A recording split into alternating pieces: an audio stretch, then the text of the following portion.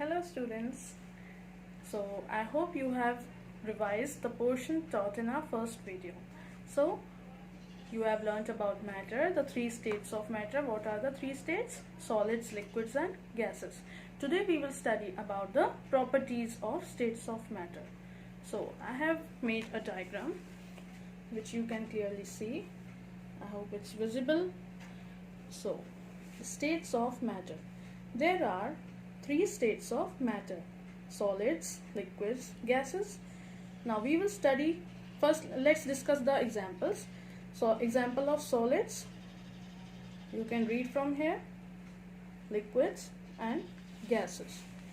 So solids, for example, books, pencils, ball, toys, etc., water, juice, milk, cold drinks. These are all liquids.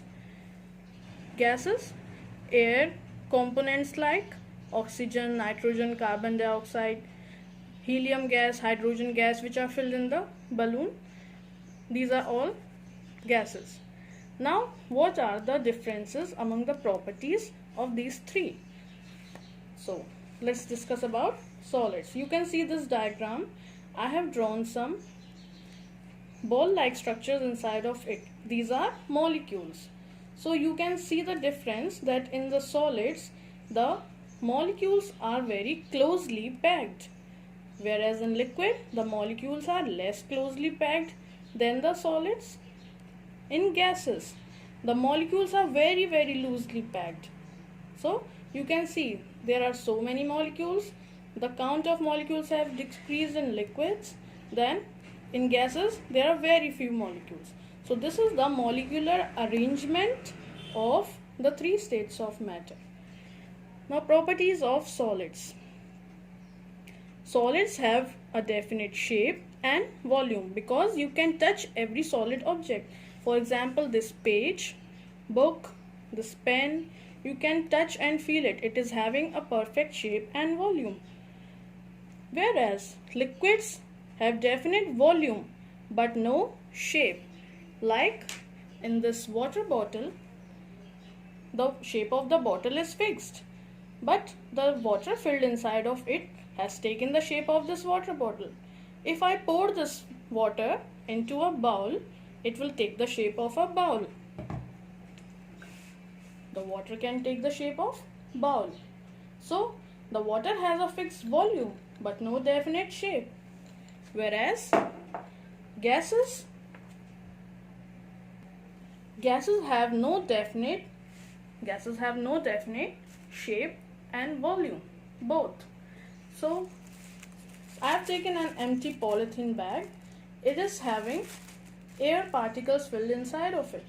You cannot see the air, but this polythene is not empty, it is filled up with air. So I can crush this polythene to desired shape, whatever I want. That's why air is not having any fixed shape and volume. Yes. So we have discussed the first property about the shape and volume. Now next point is molecules or the particles are closely packed in solids. You can see the diagram. The molecules are very close to each other. They are packed so much that we cannot see any empty space in between. That's why the molecules in solids are very closely packed, whereas the molecules in liquids are loosely packed. There are few molecules and you can see the spaces in between. Whereas in gases, the molecules are extremely loosely packed. The molecules are very loosely packed. So the amount of molecules in a solid container is more as compared to the gases. Third point is solids have a very strong force of attraction.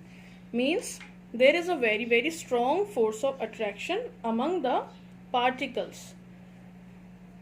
Molecules in liquids have a slightly weak force of attraction.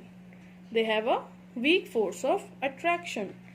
In gases, the molecules have very weak force of attraction. What is attraction? anything which has a pulling force towards it. So when there are so many molecules in solids, they are having extremely high force of attraction. In liquids, it is slightly less as compared to solid, but more than the gases. Less than solids, more than gases in liquids. In gases, the force of attraction is very weak because the particles are far from each other. That's why they are having weak force of attraction.